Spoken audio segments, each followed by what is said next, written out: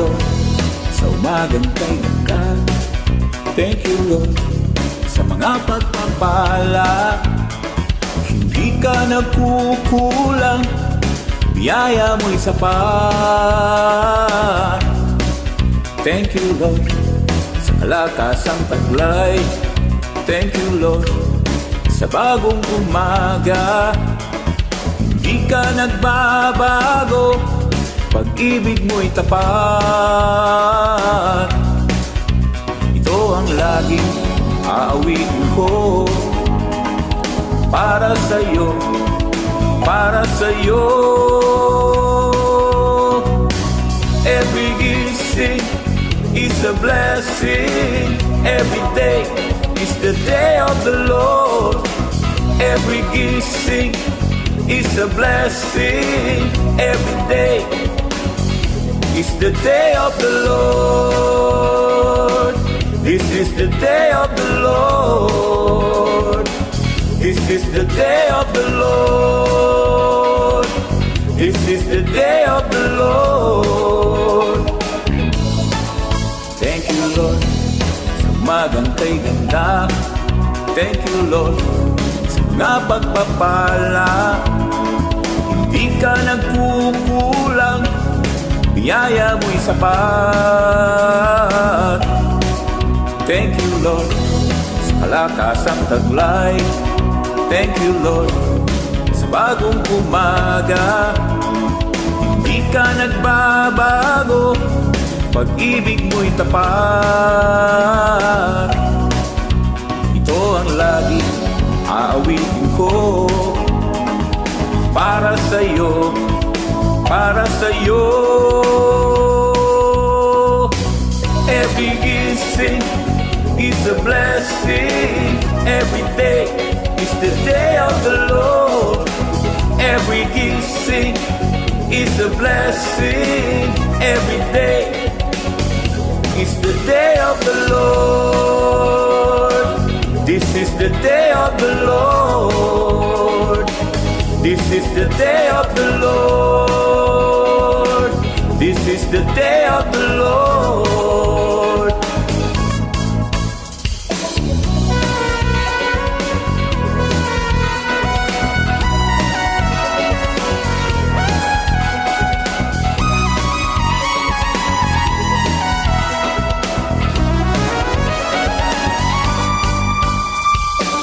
Every gising is a blessing. Every day is the day of the Lord. Every gising is a blessing. Every day is the day of the Lord. This is the day of the Lord. This is the day of the Lord. This is the day of the Lord.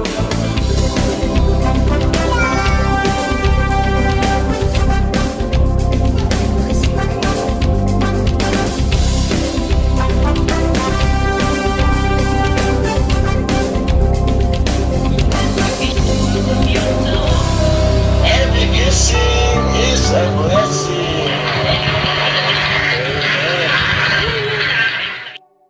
Hello, hello, good morning.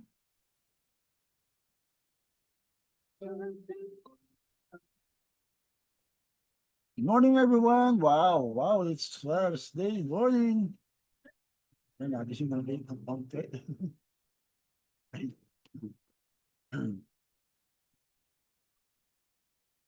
Lord, holy and worthy, God of glory, Lord of love, awesome God.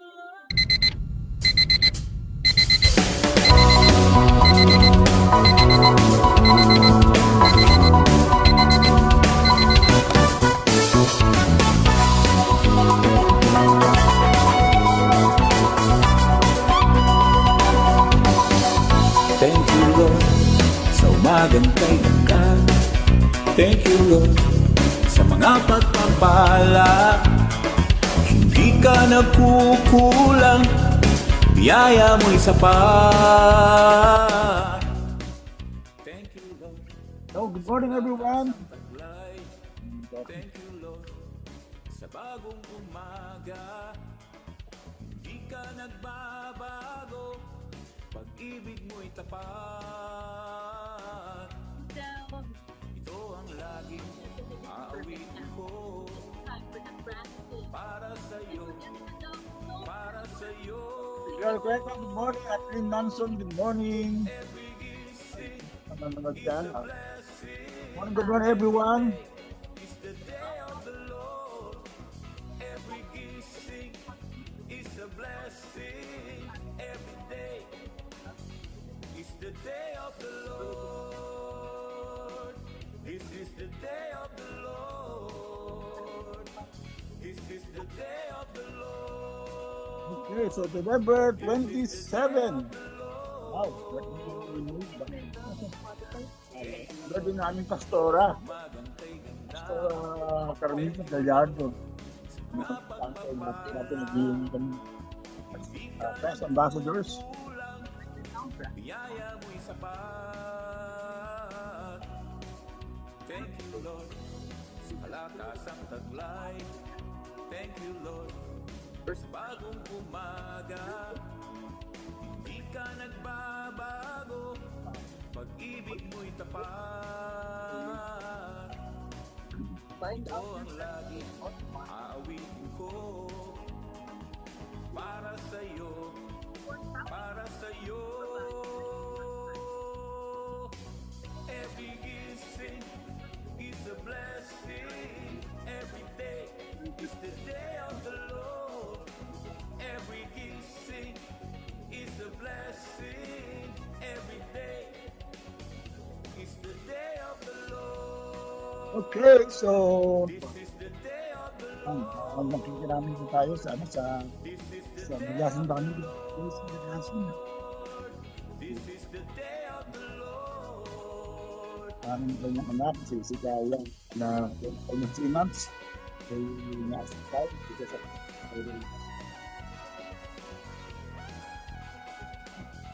kung tayo buhay, kaya natin siya sa hindi naman pag-ibon.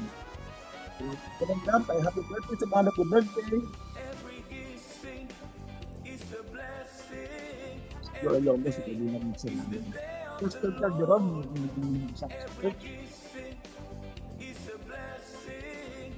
Every day is the day of the Lord. This is the day of the Lord. This is the day of the Lord. This is the day of the Lord. Please, sila pag-birthday arts, may birthday pa sa harapan mo dito sa Pastor. Pag-vlog yan.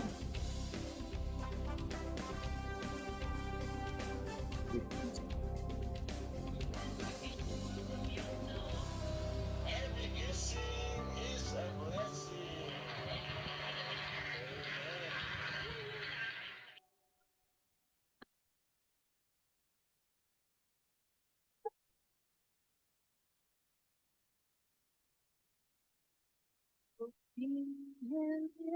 Incense poured in her, confessing King to hold.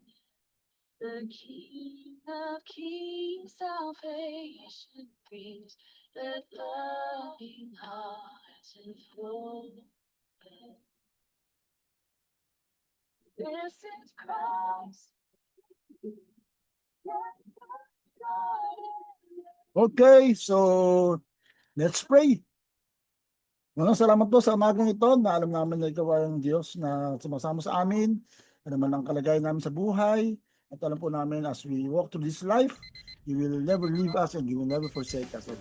Salamat sa iyo, Lord. At ang pray in Jesus' name. Amen. Amen.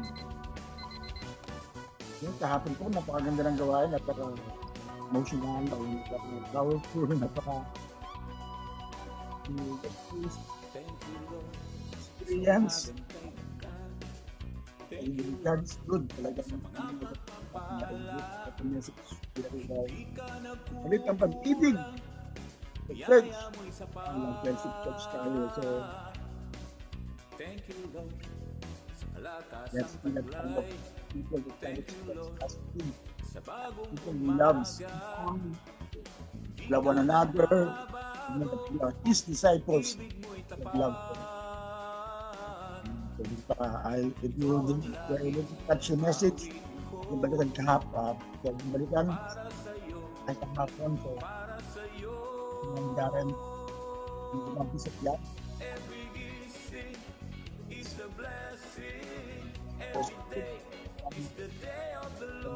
malinis, personally, si Judge, si students, yung ay talagang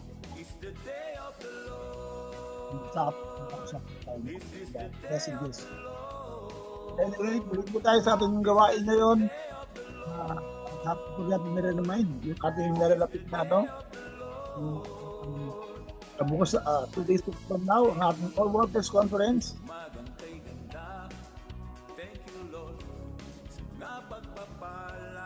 Reminder po sa lahat, Saturday. Yan, so let's be there as well as 9 a.m. Pasaya po kayo para malaman namin dahan-dahan pagkain. Para malaman namin sa join us tomorrow on Saturday. Pag meron kasama sa of course, talagang mga kanya-kanya asawa, si Dr. Hansen, his wife.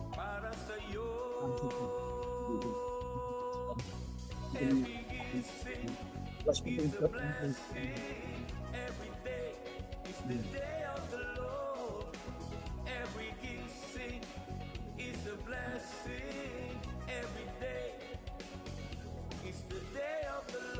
anyway, sabi po yan. Photo natin ay as well as 9. So again, the Spirit of the Love. Mga ushers, workers, not just workers, but lovers. Ilang tawag ko dito. Workers, the lovers, feelings of love, education. It's a blessing every day. It's the day of the Lord. Every gifting is a blessing every day. It's the day of the Lord. This is the day of the Lord. Okay. This is the day of the Lord. This is the day of the Lord. Bago siguro, abang natin sa barbecue post. Wala ka na dyan na. Ate Presi Kagyan, hello, good morning, good morning. Huwag nang kitingiyo kung bilang ka. Pero Ronald Freya, good morning. Yan. Pwede na kami lang. Tapos ako ng picture. So, bakit ko yung pamito. Dito na ako. Anyway, ayan. So, late na ako nang gising kasi late na rin ako nakatulog kagabi. Marami pa rin ginawa. At Terceli, blessed morning po, Pastor John. I hope you can come on Saturday, Bishop Israel and their guests. Yan, para po sa ating mga gawain. Ate Mercy Reyes, good morning, good morning. Yan po rin po kayo sa Saturday, lahat na nandito. Stellanda Quinto. Kailangan natin maraming workers kasi nga po marami tayong maraming aanihin. So I hope you will have this opportunity to really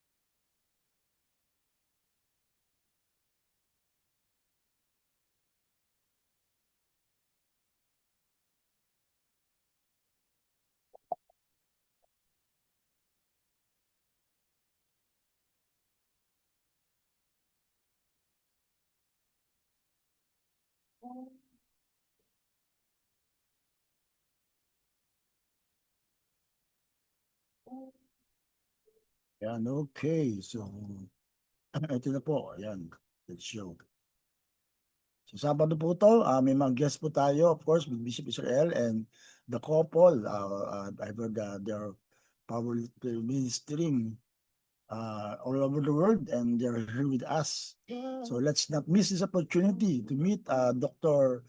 Jonathan Hansen, Jonathan Pantala, and Dr. Adalia Hansen. Wow. So with Bishop Israel Sadoy on Saturday, it will officially start at 10, but we will call everyone to come at 9 a.m. or earlier so that we can be the host and we'll welcome the people who will come on that day. Okay.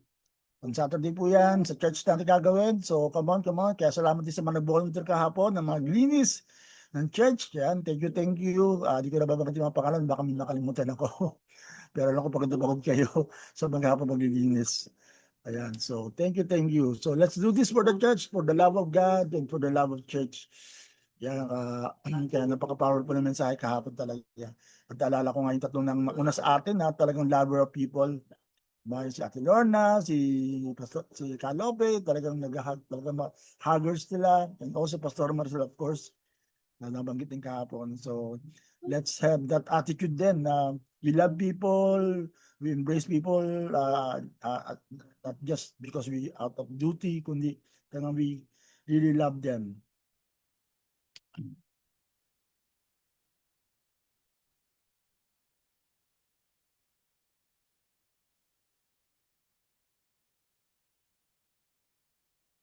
But child is this you lay to rest on Mary's lap is sleeping. Oh, angels greet with them sweet, while shepherds walk. Okay, so let's have our devotion first. Yan, so Saturday po yan, no? Dami tingnan. Thank you, Lord. Kaya natin to. Amen. Come on. Let's listen from Pastor Barry Jeff's Tisong Devotion. Para sa iba, ang Bible stories ay para lamang fairy tales. Ngunit para sa mga Kristiyano at mananampalataya, makahulugan ito sa ating mga buhay. Isa sa pinakapaborito kong Bible story ay yung temptation of Jesus sa Matthew chapter 4. Tukol ito sa pagpapastingin ni Jesus ng 40 days at tinukso siya ng dyablo ng 3 beses. Una sa verse 3, dumating ang dyablo at sinabi sa kanya, "Kung ikaw ang anak ng Diyos, gawin mo ngang tinapay ang mga batong ito." Ngunit sumagot si Jesus, nasusulat, "Hindi lamang sa tinapay nabubuhay ang tao, kundi sa bawat salitang nagmumula sa bibig ng Diyos." Pangalawa, kung ikaw ang anak ng Diyos, magpatihulog ka sapagkat nasusulat, "Sa kanyang mga anghel, ikay itatagubilin, at sa kanilang mga kamay, ikay aalalayan, nang sa mga bato, paamoy hindi masaktan." Verse 7, ngunit sumagot si Jesus, nasusulat din naman, "Huwag mong subukan ng Panginoon mong Diyos." At pangatlo sa verse 9, sinabi ng dyablo sa kanya, "Ibibigay ko sa iyo ang lahat ng ito kung magpapatira pa ka at sasamba sa akin."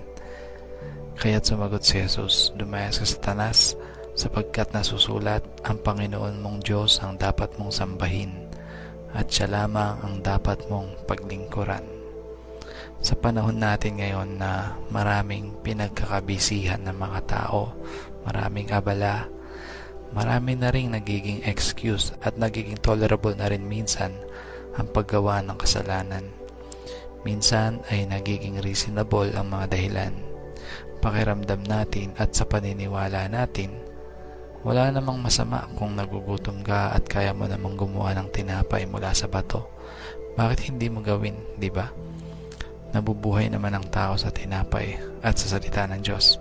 Magandang idea yon para matapos na ang paghihirap at gutom.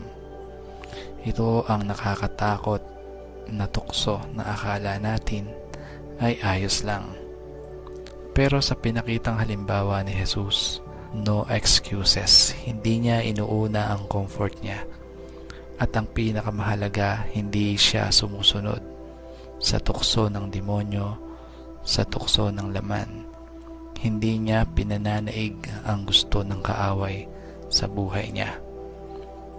May mga pagkakataon na gumagawa tayo ng excuses at hindi makasunod sa sinasabi ng Bible o sa mga utos ni Pastor para lang sa sarili nating comfort. Mas maganda kung pag-aaralan natin ano ba ang mabuti at mas mabuti habang tayo ay naglilingkod at sumusunod sa Panginoon Diyos. Huwag lang nating basahin kundi ipamuhay natin ang mga salita ng Diyos.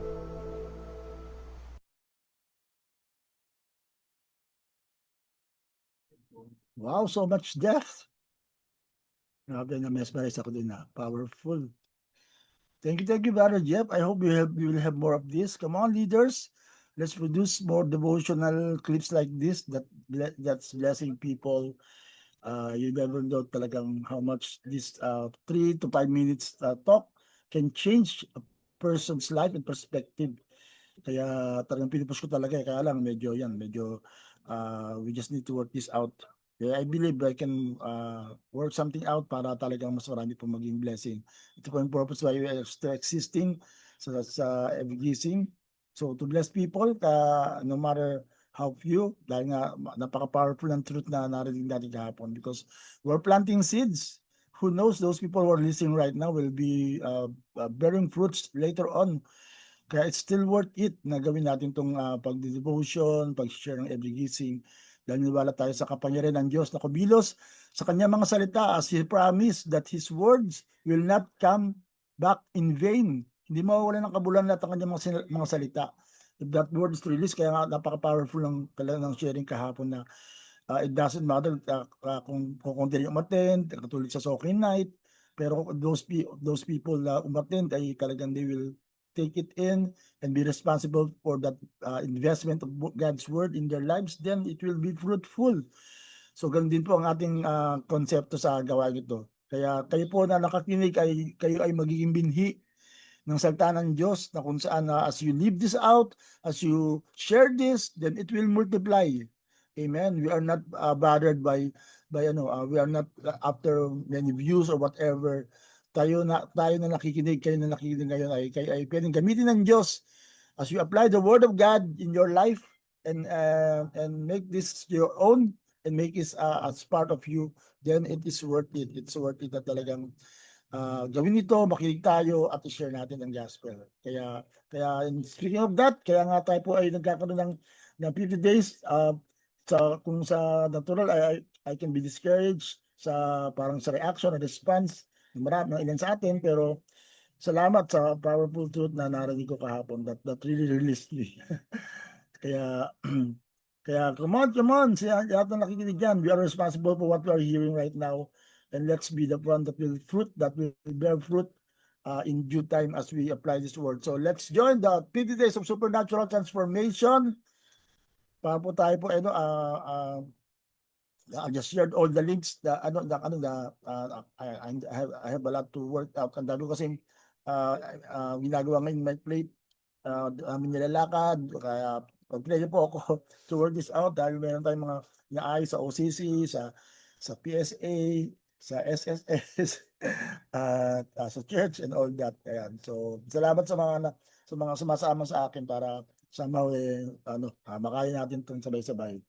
Anyway, once again, thank you for that wonderful devotion ni Brother Jeff. Brother Jeff, come on, have more of this. Grabe, ang lalim mo sa pag-unawa ng salita ng Diyos. Praise God.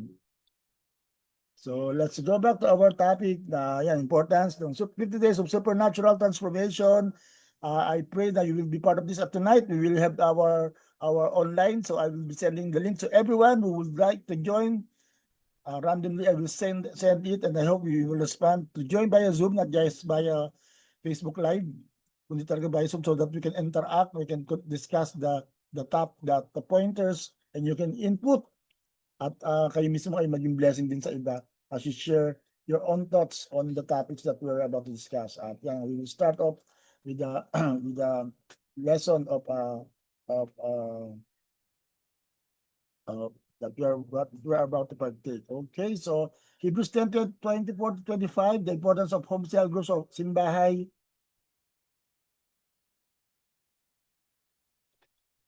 And let us consider how we may spur one another. Yan. Kaya dapat talagang isipin natin kung ano paano tayo magiging blessing, paano tayo makakatulong, di ba? Hindi yung makakabigat, di ba? Something like that. Ang problema sa atin, mas nag-iisip natin yung nga talagang wow, napaka-powerful lang sinabi niya. Parang minsan inisip natin, what is it for me? Basta ikaw ay, kapag ito ay makikinabang ka, kapag ikaw ay pag ito ay hindi okay sa'yo, ma-offend ko, or something like that, then we will just give out. And yan, yun, ganyan nga, parang huwag na lang natin gawin to. Pero praise God, sana po,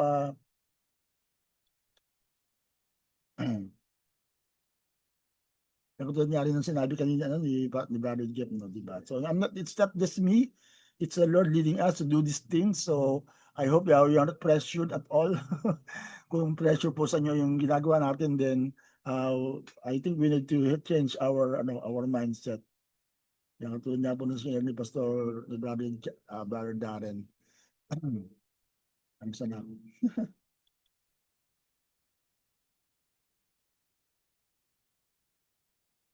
And let us consider. So pag-isipan doon natin paano tayo makakatulong, paano tayo makakapag-encourage about sa toward love and good deeds. Yan, napaka-powerful talaga ng message of love. Talagang we stand connected to what we've heard yesterday, last night. Ako lang umiyak. Sabi mo, kung sa akin, para sa akin lang yung salita ng Diyos, I receive it and I just receive it with a grain of salt. Ibig sabihin talagang pinaprocess natin as to how we can respond positively on what we've heard as a message from God. Not giving up meeting together, as some are in the habit of doing, but encouraging one another. Come on, let's encourage one another. Talagang hindi na ako natapos sa pag-encourage na talagang mag-join tayo sa simbahay in many ways possible. And all the more as you see the day approaching. Yan, dahil talagang hindi man natin ito ginagawa for personal gain or whatever, not for any recognition, but because alam nga natin na time is of the essence. Kumbaga talagang kaya nga yung sa CMF we're having that mindset na magsasama-sama kami, we will join forces because kailangan talaga natin mabilisan, malawakan na pagpanalo ng kaluluwa, magkamayo, it doesn't matter kung sino yung dadami o sino yung makakapag kung para kanino kaluluwa yun, hindi na yung usapan. Ang usapan ay kaharian ng Diyos na maipanalo natin ang gospel. So kaya gawin po natin to at simulan natin sa ating church. Sa NIV, and let us consider. So pinag-usapan natin for the last 3 days. Yan yung mga importance. Number 1, because Christ calls us to care for one another. So we might as well practice this. Let's be genuine. Simulan natin sa bawat isa na every time we see each other, talagang we're excited about sa church. Talagang talagang don't just go home. Yung simbawi, di ba? Pag simba, uwi ka agad. Kung di ba ka-fellowship, connect to one another. So leaders, let's start this off. Amen. Tayo sa Sunday tayo manguha ng mga mag-join sa simbahay and all that. Let's make this work. I need you guys. Kailangan ko kayo na mag-work to. Sabi ko nga, isang bagay na na-miss ko talaga kay Pastora, ayun nga, to help me out in bringing this message.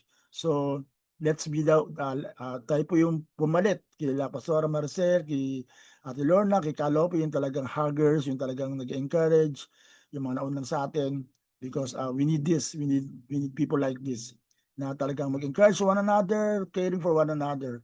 At pangalawa nga, cell group stirs up love and good works. Yan, kaya talagang isa yun sa natin talaga na gawin ang lahat sa pag-ibig at sa paggawa nga na mabuti. Dahil nga sa cell group talagang din natin ma-encourage na talagang lahat ay mag-engage, mag-involve. Kaya let's join, let's join. But tonight, I hope some of you can join, if not all of you, tonight sa ating online. Ako pa personal magtuturo doon, and then hopefully somebody will help me out on the next 2 days, Fridays and Sundays, as we have scheduled. And I hope to help work it out na talagang umabot.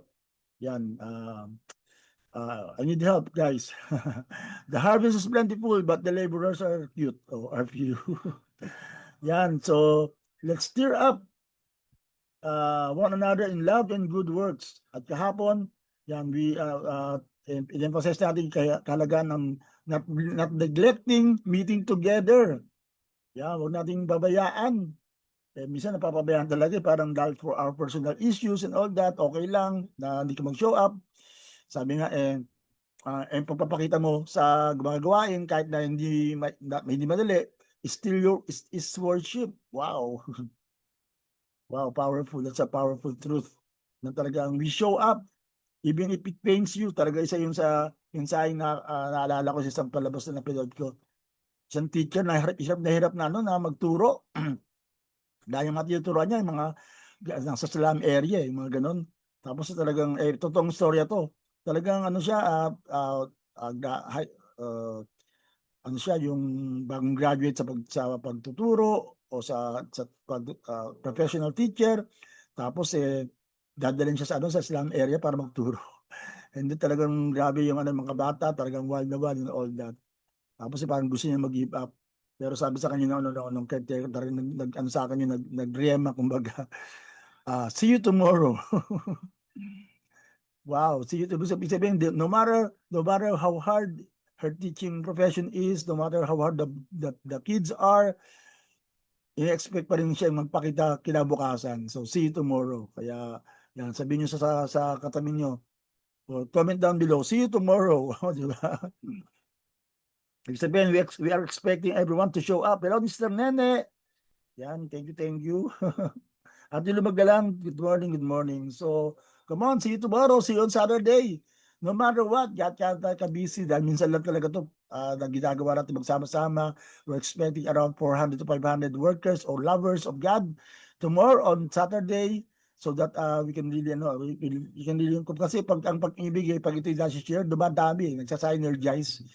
Kaya imagine a group of 400 to 500 lovers of God, magsasama-sama and stirring up one another from other churches. Yan, kaya nga tayo bilang host, I do pray that they will feel welcome, and we will be welcoming to them, and really give them the best experience that they can ever have, despite our situation right now na wala pa tayong aircon and all that, pero maramdaman nila yung lamig ng pagkasama. I mean, init pala.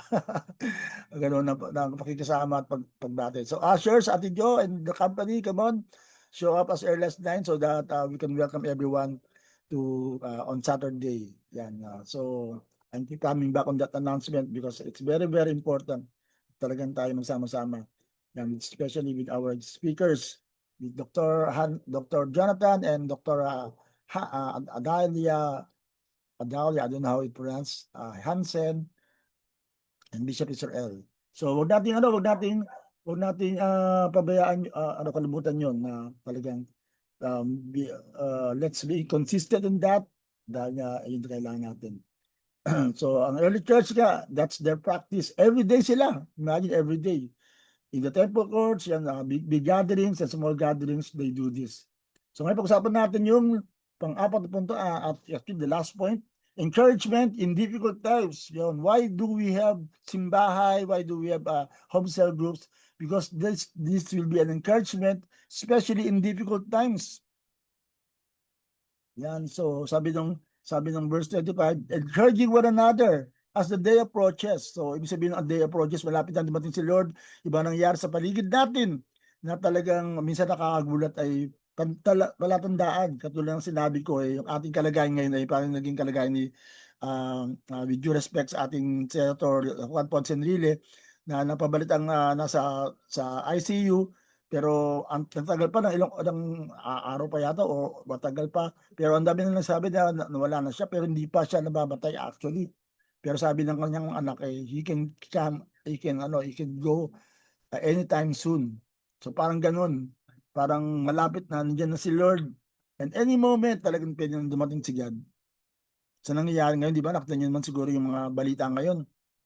Yung verbena hindi natin alam na malakas pala yun, di ba? Hindi natin naramdaman dito sa Luzon, pero ayun na naman po ang Bisaya, nakakalungkot na sila na naman po yung dinaanan ng malakas na bagyo at pagbaha. Talagang nakakalungkot, siyempre talagang sa atin nakakapanlumo yun. Di pa tayo nakaka-recover sa Tino and Uwan eh. Pero namang verbena na hindi natin na kita man naman naramdaman pero matindi ang bensala. And then, alam natin yung nangyari sa USA, meron naman shooting, hindi shooting ng pelikula kundi barilan. May namatay ng mga sundalo, something like that. And sa Hong Kong, just ilang milya lang ang layo sa atin. Nagkaroon ng high-rise fire at ang dami ng 50 na yata yung pabalitang patay and all that. Talagang parang towering inferno yung nakita natin sa mga video and pictures. Wow. So things are not getting better in many places, even here in the Philippines. And that should remind us na talagang wow, malapit na dumating si Lord. Maranatha, Maranatha. The Lord is coming soon. Yan. See you tomorrow. Yan, di ba? See you tomorrow sa Every Gising, and then next tomorrow, magkita-kita tayo. Yan, masaya yan. Libre lunch naman, kaya come on, birthday ni Ate Lucy yan, magpapakain siya. Feeding of the 500, hindi 5,000. Ayan, okay. So, uh,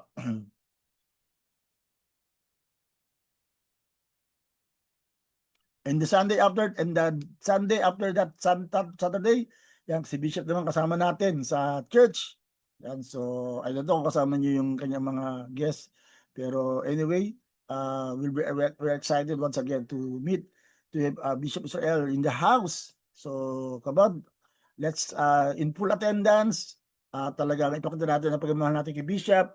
Talagang alam na natin nag-invest ng hindi pag-ibig. Alam natin kung gaano siya nagsakripisyo talaga, and we will celebrate that excuse me that ministry that he has is in Kalumpit for 40 years and beyond. Yan sa Monday. Yan so it's gonna be exciting.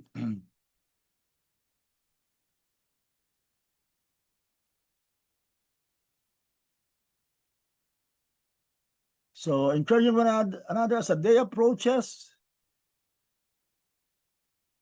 So life is harder as Christ returns approaches. Ayan, totoo naman talaga, hindi ba? Lalong tumitindi. Siguro nakatayin naman po yung di ba, yung pagtaas na lang bilhin, talagang hindi naman bumababa, di ba? Kaya talagang tumataas talaga. Kaya ating simba, yung ating blessed family, tinasan natin kasi wala nang mabibili yung 300 something like that. So also support the blessed family this Christmas. Yan po 500 worth of package or more. Kung if you can give more, ay wow. Talagang it can start off something that will really touch others. Yan. So let's do this. Sama-sama tayo. Sakripisyo talaga on our part. Huwag natin isipin pabigat to. It's an opportunity for us to love. Dahil kung meron tayong pagkakataon na ginagawa ngayon ay talagang magmahal, because sabi nga sa ating unang lesson sa supernatural transformation, the measurement of spirituality is love. Wow! Ang kasukatan ng ating pagiging spiritual ay nasa pag-ibig. Kaya hindi mo masasabing spiritual ka kung ikaw ay wala namang pag-ibig. Diba? Gumagawa ka ng mga bagay. Katulad ng sinabi sa 1 Corinthians 13 na marami kang gagawin, nag-share ka ng gospel, bigay mo buhay mo, pero kung wala namang makakamang naman daw pag-ibig, baliwala daw lahat. So, huwag natin sayangin. Let's do it out of love. So, yan, bless a family this Christmas by loving them and caring for them and showing them that we love them. Not just out of giving, but because we really love people to hear from God and to receive the gospel. So simbahay will strengthen believers through prayers and support. Yan. So yung mga nasabing mag-prayer and support, we will not just parang ganun lang na kayo po ay bahagi ng prayer and support, kundi we want you to be engaged in simbahay by participating itself in sa simbahay online or on-site. Dahil yun naman talaga yung pinaka-gist nun. Na tayo na libago, sama-sama, sabay-sabay, para po talagang kumilos ang Diyos sa ating buhay. Ayan, okay. So let's read some verses that shows that we need to encourage one another, especially in these hard times, na ang ating mga cell groups o ating mga Christian family, spiritual family will really be of great help kapag ito ay ating ginawa. The others, si Ninang Josie parang wala, no? Siguro nahirapan ba sa internet? Anyway. So Galatians 6:2, ito tindi. Carry each other's burdens, and in this way you will fulfill the law of Christ. O di ba? So, yan, yung ginagawa niyong pagdadala ng burden sa bawat isa, salamat sa mga nagmamalasakit, sa akin personally, that's fulfilling the law of Christ. Yan, makirami tayo sa mga dapat damayan, palakasin yung mga na may sakit, di ba? Marami tayong mga may sakit ngayon. Yan, salamat po na the Lord's answering our prayers, kaya kay Brother Willie. At salamat si Tatay Sidro ay nasa bahay na, papalakas. At patuloy natin pinag-pray ang iba pa natin mga kailangan pag-pray pa. Kung sino pa ba, hindi ko nabanggit, pero yung mga comfort natin, yung mga dapat i-comfort, yung mga nawala naman sa buhay, ngayon nga po meron tayong kaibigan pastor, si Pastor Jesse nga, na dating chairman ng CMF. At ngayon po ay talagang for almost 3 months, kasabay nga po na yun. Nakasabay ni Pastora Maricel sa kanyang dinaanang pag-hospital during that sa mga baha-baha. Kaya isang reminder din sa atin dyan na mag-ingat sa paglusong-lusong sa baha, lalo ngayon talagang baha is real sa atin. Kaya ingat-ingat po tayo dahil po yung komplikasyon na nakuha ng anak ni Pastor Jesse, is just 2009, 16 years old, something like that. 2009 pinanganak 16 years old. Yun po, I don't know kung gano'n nga ba edad. Pero bata pa. Sesegaya Bagasing. Yan. So, kung nakakilala sa kanya, ang kanyang remains daw ay nasa church ng Life Builders.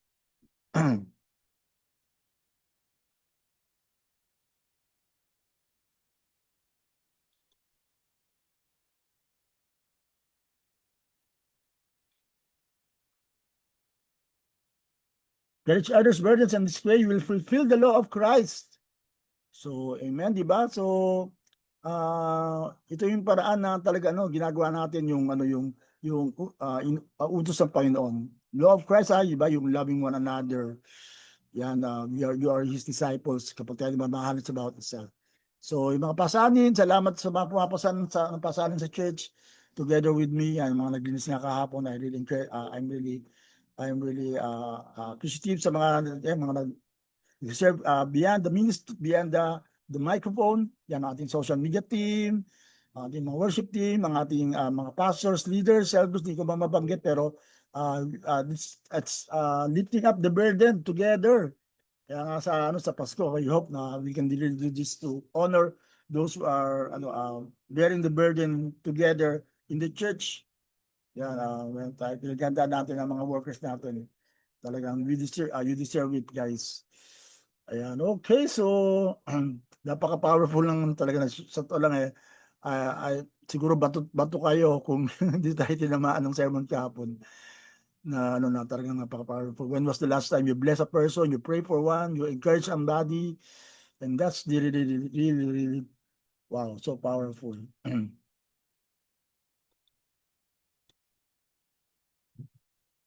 Proverbs 17:17, a friend loves at all times. Lagi natin kino-quote yan, pero ang puso natin pagtuon ng pansin dito yung next line. And a brother is born for a time of adversity. Yan, di ba? Kaya tayo magkakapatiran ay tayo ay pinanganak. Isa sa purpose ng ating existence ay maging katulong sa panahon ng kahirapan. Di ba? Hindi lang tayo, we are not designed to live a life that is problem free. Hindi tayo din-design na mamuhay ng parang walang struggle, pang everything is offered on a silver plate. No. Talagang lahat talaga talagang din-design ang buhay natin na in such a way that before we become a butterfly, dadaan ka muna sa caterpillar stage, cocoon stage, kukulong ka ng matagal, hindi madali, mag-struggle ka to get out, and then you'll become a butterfly. So that's the process of life. Kaya nga maganda yung tunuro din sa atin ni Pastor JR, di ba? Na padabangat natin sa ating mga kabataan, sa ating mga anak na ang buhay ay hindi ganun kadali as they wanted it to be. Na lahat ng gusto nila ay makukuha nila. Di ba? So dapat talaga ay talagang dapat ito paghirapan, talagang i-process. Yan, di ba? Yung mga trabaho diyan, alam niyo yan, hindi man kayo sa sweldo ng hihingi lang ng pera, di ba? You need to work it out, di ba? Talagang dapat trabahuhan diyan, sabi ng Bible. So, kaya nga, at makakatulong kung ikaw may mga kapatid na talagang mag-a-assist sa iyo, especially in hard times. Yan, salamat sa mga sumama sa akin sa panahon ng difficult times of my life, even right now, until now, katulad nga, hindi nyo lang nalalaman. Of course, I think it's true to everyone, lalo nga ngayon, talagang my heart goes, talagang isa sa talagang nalungkot sa pagparo ng anak ni Pastor Jesse. Kaya lalo ngayon magpapasko, ang hirap ng ganung feeling na especially probably for the first Christmas na mawala ang isang mahal sa buhay. So be of assistance to other people. Let's comfort one another. Let's encourage one another. Let's reach out to one another. Yan, kumbaga huwag natin isipin na yung ating personal pains and all that. Ako nga po, that's my mindset right now. Hindi ako magbubukbok at isipin ko lang yung kawawa naman ako, nag-iisa lang ako and all that. But I will reach out and encourage other people. Yan, di ba? Kasi lalo nga, kung ikaw kung naramdaman mo, naranasan mo yung ganung bagay, and then you are in the best position to do that. Kaya nga every time na may nag-invite sa akin sa mga ganyang kalagayan, for example, kahit na hectic ang schedule ko, I'm gonna adjust eh. Katulad nga nung isa natin pinunta na namatay lang anak ng 2 years old lang, talagang because I know the pain I know the pain of losing somebody, especially yung mga mahal sa buhay. So yan, so let's be a blessing, katulad ng sinabi nga ni God kay Peter na Peter, pinag-pray kita na huwag kang bumagsak kapag ikaw ay dumaan sa pagsubok. At kapag ikaw ay naka-recover na, do this for others as well. Yan. So, gawin natin. Kung ikaw ay na-comfort the Lord, then comfort other people and help other people. Yan. If you are blessed, then bless other people. Bless the family this Christmas. Yan. Meron ka tayong token of appreciation sa mga magbibigay ng bless the family this Christmas. Magbibigay na ako para basahan pala ng sabon. Pampaganda. Ayan, okay. So, you are born for a time of adversity. Kaya ka pinanganak, kaya ka naging kapatid ng kapatid mo para tulungan siya sa panahon ng kahirapan. Yan, sa mga kapatid dyan, hello. Kapag ikaw isang kapatid o isang sister, ikaw pinanganak para tulungan mo ang kapatid mo. Hindi para awayin. Hindi para magkaroon kayo ng issue and all that. You are born for a time of adversity. Yun ang sa purpose sa mga magkakapatid. Na magtulungan. So kung wala ka mang kapatid, meron ka pang kapatid, di ba, sa iba. Yan, lalo sa spiritual family. Tayo mga magkakapamilya, ayun ang ating layunin. Magtulungan sa panahon ng mga kapagsubukan, sa panahon ng kahirapan. Yan, so wag lang tayo maging friend na nagmamahal at all times. Dahil ang cute pakinggan ng friend loves at all times, diba? Pero yung pangalawa, ayun ang challenging talaga. You are born for adversity. You are born para tulungan ang isang kapatid sa panahon ng kahirapan. Yan, hindi ikaw ang kahirapan. Hindi ikaw yung trouble. Kundi ikaw yung magtutulong sa kapatid mo para siya ay mag-aangan sa kanyang mga pinagdadaan ng mga pagsubok. So let's be like that. Let's encourage, especially in difficult times. And last verse na pala. Let the peace of Christ rule in your hearts. Since we are members of one body, you were called to peace and be thankful. So, ang emphasis dito ay tayo bilang body of Christ. Bilang body of Christ, ay talagang tayo po ay lubakad ng kapayapaan sa bawat isa. Dahil tayo tinawag sa kapayapaan at as members of the body of Christ, we feel each other's feelings, pain and joy, diba? Nakikisaya tayo sa mga masasaya at nakikiramay tayo sa mga malulungkot. Sabi nga, kapag tayo nakikisaya sa masaya, yung joy ay nadodoble. Mas laging masaya. Pero kapag tayo po ay nakikishare sa kahirapan ng iba o sa kalungkutan ng iba, yung lungkot at yung hirap nahahati. Yung magaan. Amen. So let's be like that. Uh, don't, kumbaga, wag natin hintayin na may gumawa sa atin yan. Tayo magsimula, tayo ang gumawa for others. Reach out to others, join the simbahay. Kaya nga ito yung ano natin, magkaroon ng initiative. Kaya sabi ko hapon ko sa kahapon na nandun eh. You heard this message that as an accident, but for you to be challenged na, come on, I'll do my part to love people. I'll do my part to serve God by because out of love of God. Kaya nga, as a call to action, we encourage one another to really participate. Yan, let's join a home cell group faithfully. Yan, open your home for self-fellowship, grow from attendee to leader. Yan, kung ikaw attendee, maging leader ka naman. Come on, meron ako bang encourage kahapon na, come on, magturo na po tayo. Mag-reach out na po tayo ng pamilya, ng mga kapwa kababaihan, kalalakihan. And at yung tahanan natin, come on. Yan, marami nagbabarak na magbalik ng mga gawaan sa kanilang mga tahanan. Let's do it. Make your home a center of prayer and mission. Yan, maging simbahay. I hope that we can work this out, and we really need workers. Yan, let's fill in yung vague, ang tanto, yung vacuum of leadership na naranasan natin ngayon because of the loss of some of our leaders at that, di ba? Nawala ang couple, Nocos couple, laking bagay nila sa church talaga. Talagang kapag sila kasama ko sa paglilingkod, panatag ako, dami nila nagagawa para sa Panginoon. Sila kinuha na ni Lord. So come on, let's fill that up, yung vacuum, yan sa area na yan, sa Santo Niño, yan, si Calope, talagang napakaraking biyan sa kalalakihan, nagdadalaw. Come on, let's have another Calope in the congregation. Let's fill up the vacuum left by Pastor Maricel, napakalaking vacuum. And I need people, we need leaders. Come on, lalo yung mga minentor niya. Come on, rise up above the occasion, no matter what the situation is. Marami tayong gaps, marami tayong kakulangan and all that, pero mas maging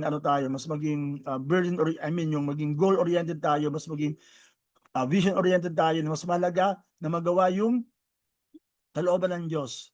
Diba? Mas malaga yung alam ko marami mga issues around us, pero other than that, sana po ganyan mamayag pa sa bansa natin kasi di ba ang dami-dami issue na mga personal and all that, nakakalungkot. Ang dapat, kaya at the moment I'm still saluting our president na he's still above the situation. Alam niya yung dapat niyang gawin, alam niya yung gusto niyang gawin and all that. Supportan na lang sana, di ba? Hindi yung awayin pa and all that. Huwag tayong gubaya sa kanila. Let's be different. Let's work this out as a church. Pakita po natin na tayo po ay love fellowship church. Amen. By loving each other and fellowshipping and doing things together for the glory of God. Yan. So sa conclusion, big gatherings inspire us, yung Sunday service, small groups transform us. Yan, kaya nga bagay na bagay yung ating tema, di ba? Sa 50 days of supernatural transformation. And I believe in this, and we will really live this out. Strong churches grow one home at a time. So we need home cell groups. Yan po naging susi ng mga malalaking churches. Maliliit na small groups that gather in their homes, like that church in Korea, yung Nimolyong Gicho, one of the largest church, and the largest church in the world. And then yung sa Colombia din, kay Cesar Castellanos, home cell groups. Yan, 3 or 4 people in one cell group, and then growing together, like cells, expand. At yan po, buksan po natin muli ang ating mga tahanan para sa gawain ng Panginoon, because the world needs that, and the Lord needs your house. The Lord needs your boat, diba? Natandaan niya po yung kay Peter, na sabi ni Jesus, can I borrow your boat? Yan, sinasabi ni Lord sa atin, can I borrow your home? Yan, doon siya nag-preach, diba? Natandaan niyo yung si Jesus, yung siya ay kailangan ng lugar para hindi siya mapisak ng tao. Nanginom siya ng boat. Yung boat di Peter ang binuksan niya. Actually, hindi naman si Peter ang audience niya that time Yung tao sa crowd, kasi hindi pa talagang ganung believer pero nakikinig si Peter, at siya nga yung pinaghimalaan ng Diyos, diba? Alam natin na Dahil sa pangaral ni Jesus Christ, na born again si Peter, and then naging fisher of men. Wow! Thank you, Lord. So with that, tayo po'y pasamantala magpapaalam. Hello, Sheila Lorzano. Good morning, good morning. Hello, Ate Catherine Mariano. Sana magkaroon ng simbahay sa inyo, no? Yan, good morning, good morning. So lahat po tayo mag-enjoy sa simbahay online. Mamaya po, isasend ko sa lahat ng aking contacts yung Zoom link, and whoever will join, we'll start off that. And then 1 hour lang naman po 'yan.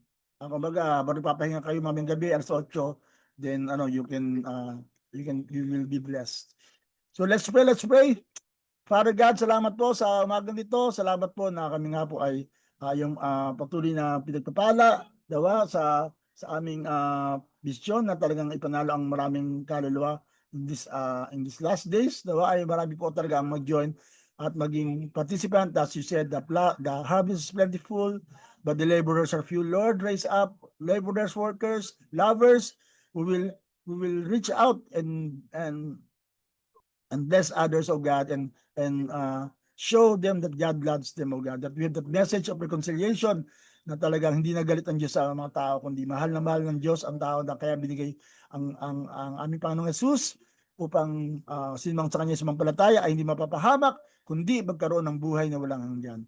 Kaya Lord, pagpalain mo po ang bawat sa Lord at ang mga simbahay namin, ang magbubukas pa ng simbahay, nawa mamayang gabi, Lord, marami pong mag-join sa aming online Bible study.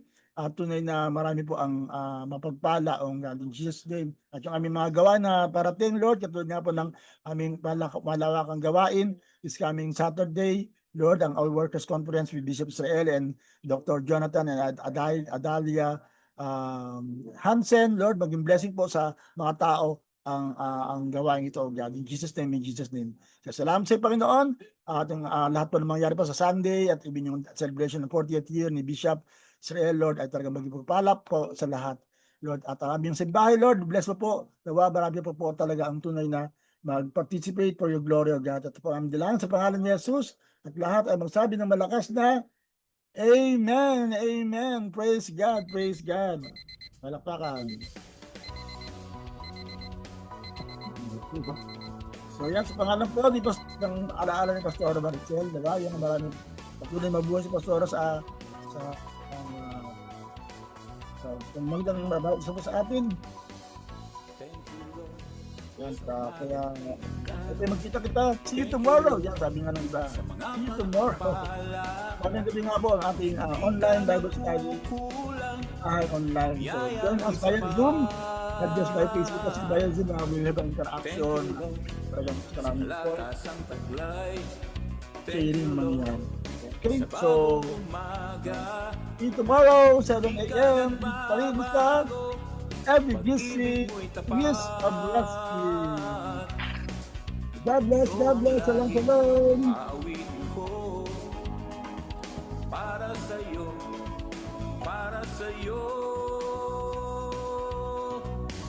Every gising is a blessing. Every day is the day of the Lord. Every gising is a blessing. Every day is the day of the Lord. This is the day of the Lord. This is the day of the Lord. This is the day of the Lord.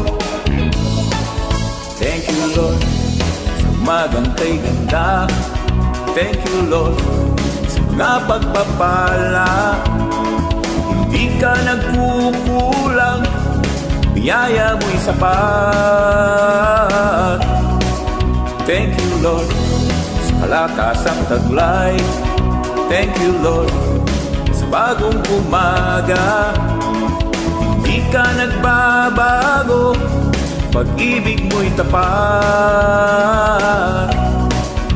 Ito ang lagi aawitin ko para sa'yo, para sa'yo.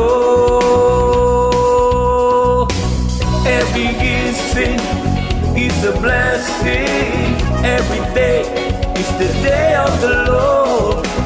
Every gising is a blessing.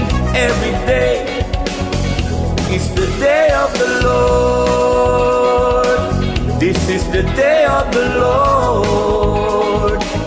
This is the day of the Lord. This is the day of the Lord.